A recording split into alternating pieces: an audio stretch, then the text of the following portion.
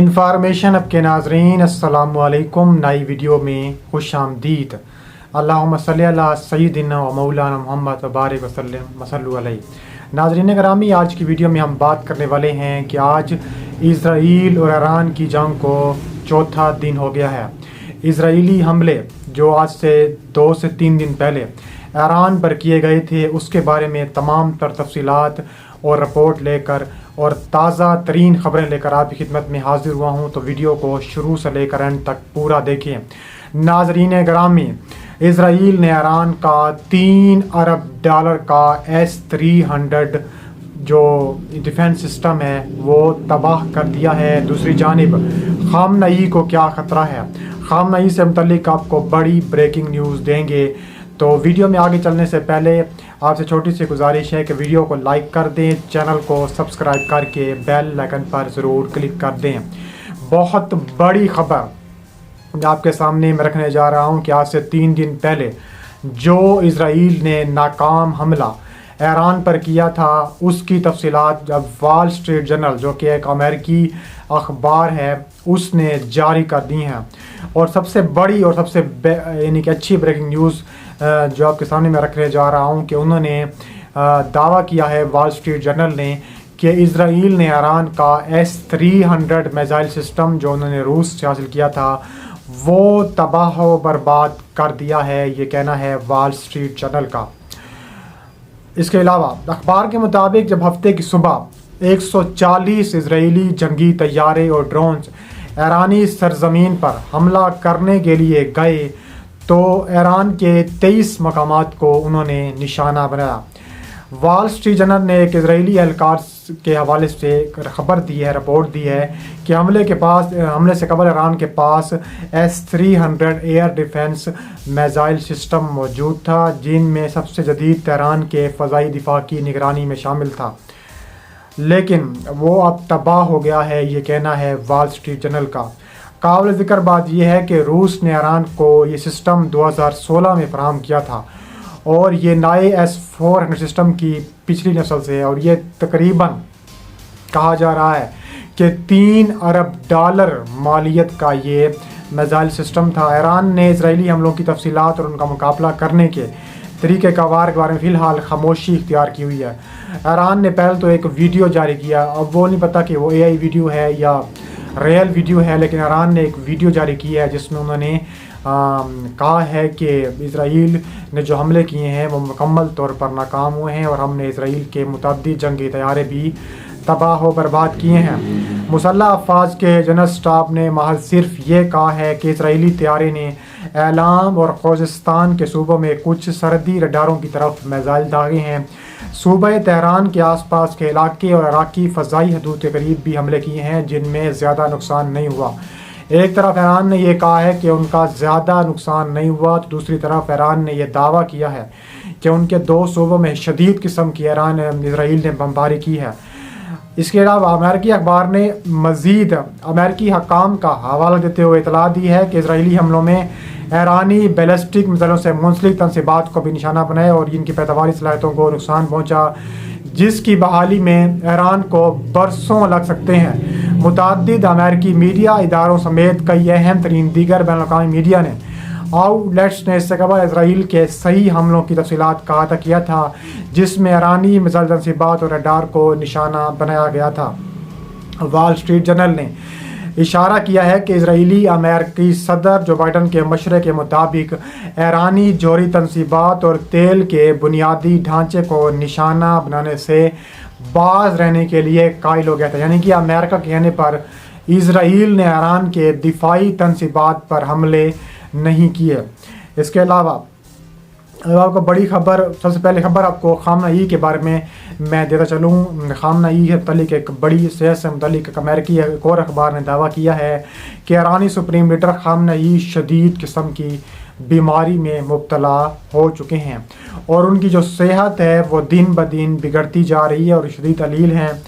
بین الاقوامی خبرساں ادارے کی رپورٹ کے مطابق امریکی اخبار نیو یارک ٹائمز کی رپورٹ رکھنے جا رہا ہوں کہ آیت اللہ سید علی خامنئی کے دوسرے بیٹے مجتبیٰ خامنئی ان کے جانشین ہو سکتے ہیں۔ न्यू यॉर्क टाइम्स के मुताबिक पासदारान इनकलाब को ईरानी सुप्रीम लीडर के जानशीन के तकर्रुर के मामले में राय देने का हक भी हासिल है। वाज़ेह है कि ईरानी सुप्रीम लीडर आयतुल्लाह ख़ामनई 1979 में इमाम खुमैनी के इंतकाल के बाद बहैसियत सुप्रीम लीडर फ़राइज़ सरअंजाम दे रही हैं।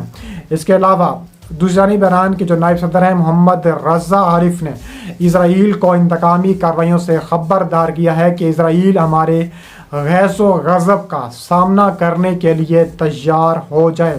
ईरान के नायब सदर ने मज़ीद कहा कि मुनासिब वक्त और हालात में इसराइल को जवाब दिया जाएगा तेहरान की जानिब से। इसके अलावा उन्होंने मज़ीद कहा कि हम जो है ऐसे हमले बर्दाश्त नहीं करेंगे। अगर इसराइल ने इस तरह की दोबारा गलती की तो शदीद किस्म की ताबड़तोड़ बमबारी की जाएगी। इसके अलावा ईरान के फ़ौजी अहदाफ पर जो हमले किए हैं वो 90 तुल्ले हमले किए हैं, ये कहना है इजरायली अफवाज का। इजरायली अफवाज की जानिब से एक बहुत बड़ा जो बयान है वो सामने आ चुका है। इजरायली अखबार की जानिब से एक बड़ा बयान सामने आ चुका है। उनके मुताबिक ईरान के फ़ौजी अहदाफ पर 90 तुल्ले हमले किए हैं, ये कहना है इसराइल के आर्मी चीफ का। इसराइल ने हफ्ते की सुबह ईरान में फ़ौजी अहदाफ पर बड़े हमले किए हैं।